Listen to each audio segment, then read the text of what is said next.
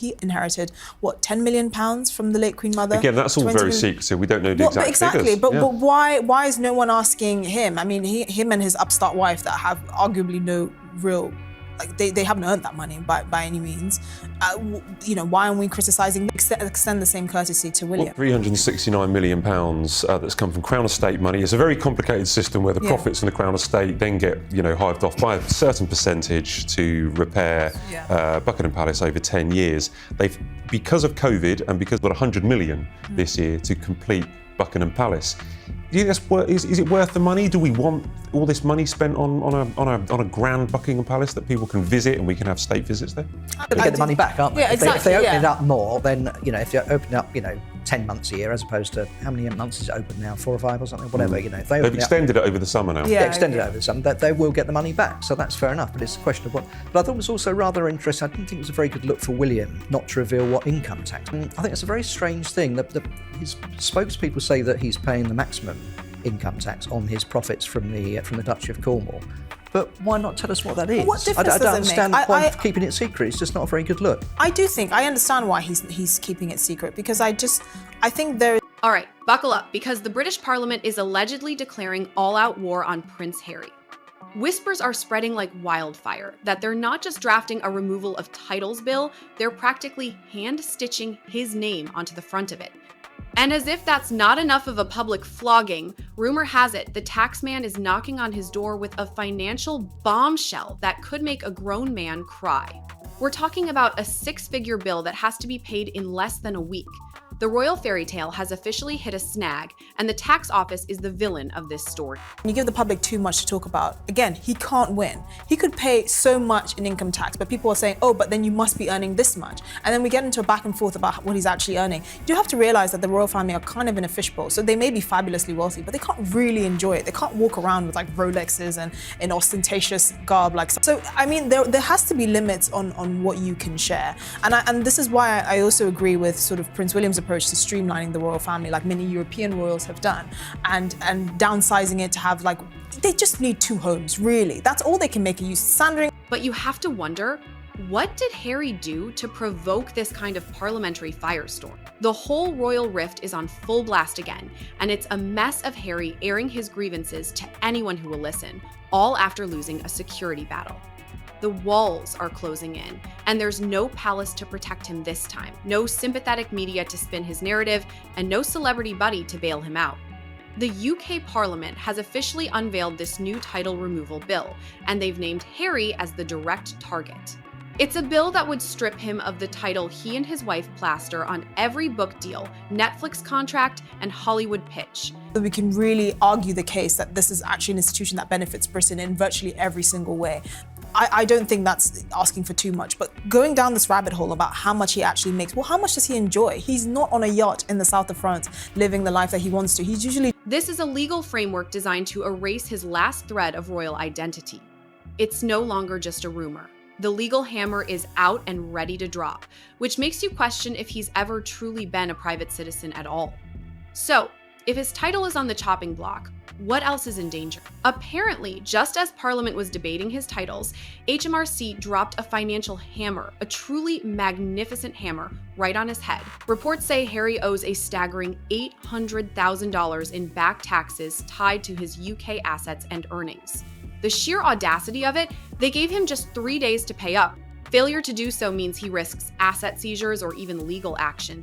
Imagine this man, who grew up in royal palaces and private estates, now being chased by the taxman like some ordinary schmuck with a late library book. The message from the UK is crystal clear. If you want to live like a private citizen, you have to face the same obligations as one. There is no special treatment, no royal immunity. He wanted independence, and now he's got it, along with a colossal bill. The question is, does he have the cash? Income tax thing is interesting. We're going to get onto it later. We'll chat about it now. William earns money, I think it was a 20-odd million he earns from the Duchy of Cornwall, which is something that he got from his father, who in turn got for, it's inheritance, it's all the land. And so he receives all this money, and then he pays the full rate of income tax. But the argument is that we don't tell everybody how much tax we earn. We don't publish our tax receipts. I think in the US maybe they ask the president to reveal their tax receipts, but why should William reveal his tax. He's paying the top rate of tax. It's Is also it just un-British. everything? We don't really talk about money anyway. The timing of this couldn't be worse, like showing up to a party with a terrible gift. Netflix has already scaled back its $100 million deal with the Sussexes after disappointing returns. The finances of his charity, Arkwell, are reportedly under intense scrutiny. And now, out of the blue, Harry needs $800,000 in liquid cash within a matter of days. For Hollywood investors, this situation is a flashing red light, a sign that the Sussexes aren't a stable brand, they're desperate and bleeding money. Harry's entire brand, the only thing that made him marketable, is on the verge of disappearing with a single vote from Parliament. So if he loses his title, what's left for him to sell to Hollywood? I understand the criticisms of the Queen back in the 90s about, her paying taxes. I get that, because you should actually be paying some taxes. But I think to go into the nitty-gritty of, how much have you earned, how much have you donated to charity, but then it looks like he might be bragging, like, I donated this much, 90% of those earnings to charity. It's an uncomfortable conversation that I think is completely unnecessary. A very interesting point yesterday, a very scathing article saying that the royals were now on a gravy train and getting far too much money from the sovereign grant, and in fact they'd offered up the royal train as a sort of distraction to take people's attention away from the fact that they're just earning too much money. And so, that's getting all the headlines, get rid of the royal train. So that's an interesting point of view. But I think it had to go. But The public backlash is like a tidal wave. Surveys in the UK show overwhelming support for Parliament's move, with more than 70% of Brits backing the effort to strip his titles. Social media has become a merciless playground, with hashtags like #NoToDuke and Pay Your Taxes trending for days. People are creating memes of eviction notices slapped on Buckingham Palace and cruelly suggesting his wife should launch another overpriced jam jar to cover the tax bill. In the court of public opinion, Harry is no longer a victim. He's a punchline. The verdict is in, and it's brutal. What makes this whole situation even more interesting is what's not being said. what sort of environmental example is it setting to be flying around in helicopters all the time? Yeah. When we were all being told a few years ago, take the train and don't get in cars, and now we're getting the complete opposite. So it doesn't really fit in with the King's green credentials, but I think it had to go. I think they can't win either way.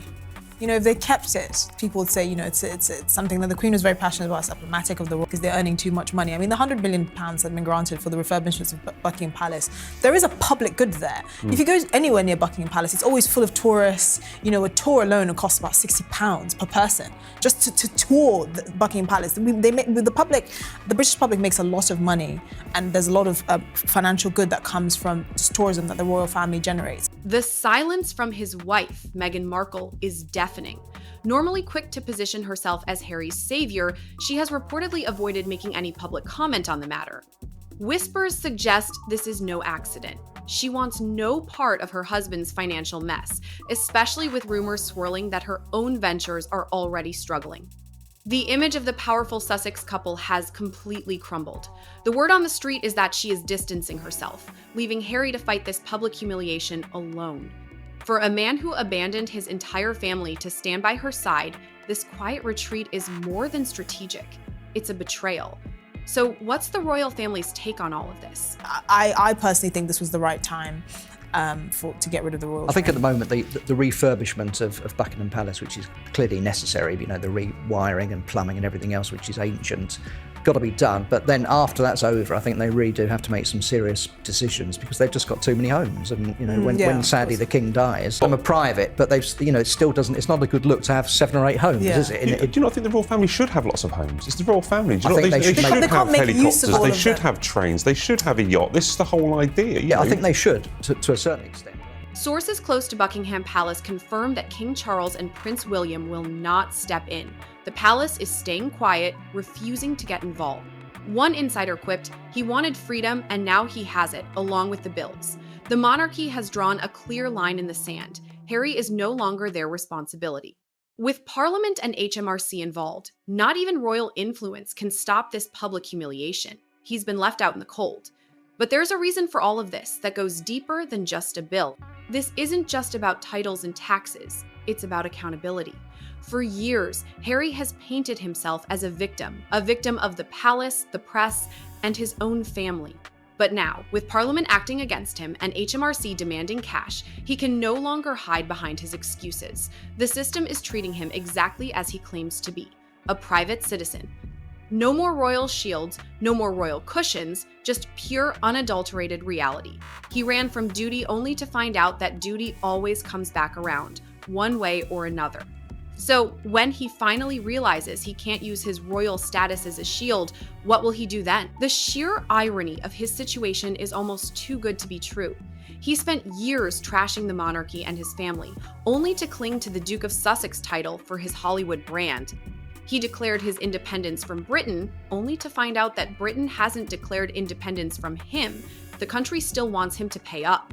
This whole moment strips away his last illusion of control. He doesn't have the palace to protect him. His wife hasn't said a word in his defense. Hollywood is watching from a distance, and the public is laughing and demanding more. It's a psychological defeat that could be more crushing than the financial one. So, when the tax clock strikes zero, what will be left of the man who thought he could have his cake and eat it too? What's a man to do when the crown is gone and the cash is gone? It's a moment so cinematic, it's like something out of a movie. The parliamentary bill is moving forward, and the tax deadline is ticking closer, forcing the entire world to ask one final question. What will Harry be once he is no longer a prince? He is no longer seen as a victim by the public, but as a punchline. He wanted freedom, but what he got was something far more humbling. The script is now being written not by him, but by the very people he tried to walk away from. And with his wife staying silent and the palace washing its hands of him, it's clear he is on his own. It's an amazing story, and you have to wonder what his next move will be.